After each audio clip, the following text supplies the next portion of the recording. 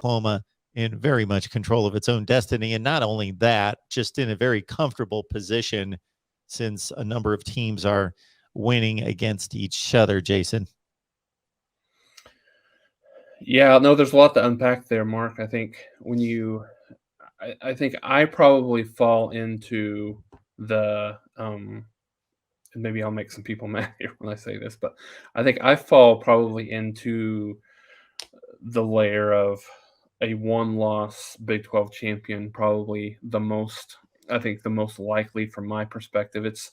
I think it's not understated, I think, to this point, seeing where Oklahoma has struggled against really a lot of the lesser opponents that they've had on the schedule. And then also, to your point, on how extremely backloaded that this schedule is for Oklahoma, with two very tough road games against Baylor, obviously, this weekend, and then Oklahoma State to conclude the season with Iowa State mixed in, who, by the way, is still playing pretty well, minus that game against West Virginia. Didn't really play incredibly well up there. I mean, especially with how Oklahoma State played. So, and I think, and the thing that makes me say that, Mark, is I think the injuries that Oklahoma has had in the back end of the defense has been impactful. I mean, and I still think that it will, to a certain degree, for the remainder of the year. I think Oklahoma's getting more healthy. The bye week came at the perfect spot for the Sooners to get.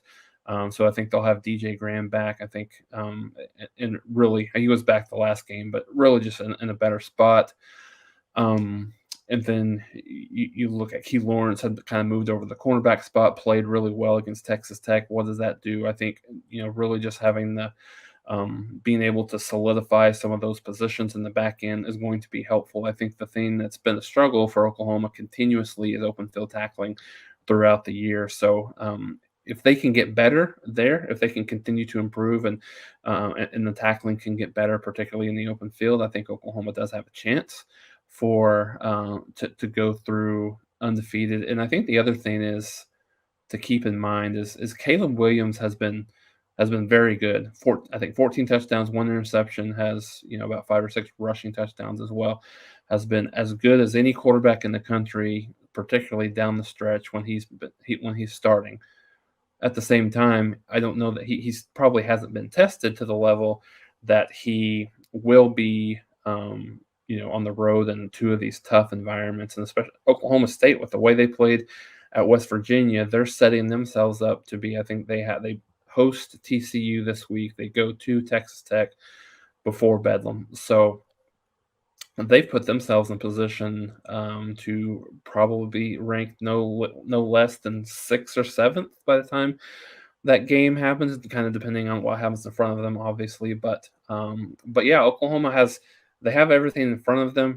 They've got the nation's longest winning streak. They haven't lost a game in the month of November since, I believe, 2014. Maybe 2015 was the year.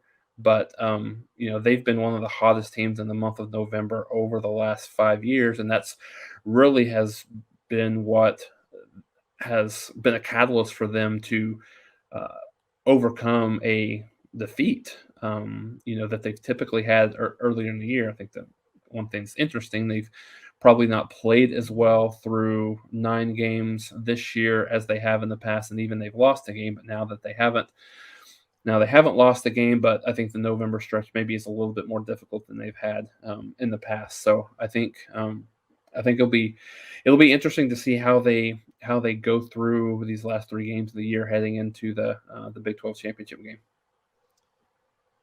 Oklahoma with another noon Eastern time, 11 a.m. Central time, local time kickoff in Waco against Baylor.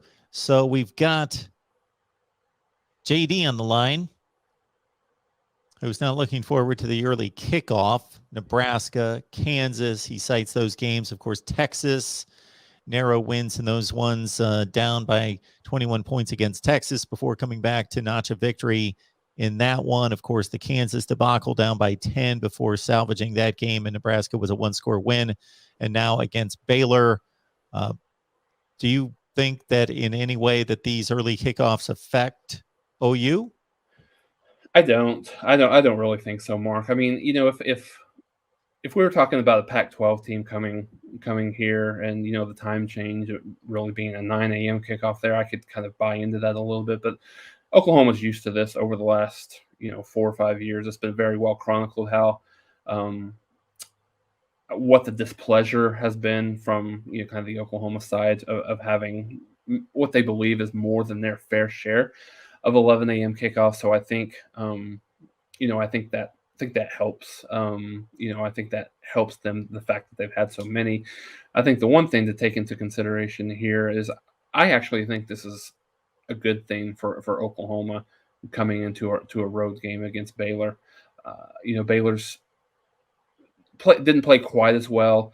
Obviously, last weekend they lost to TCU, particularly defensively, and I think those night games are obviously much. You get the fans much more amped, give them kind of obviously time to get ready for the game, as opposed to having those 11 a.m.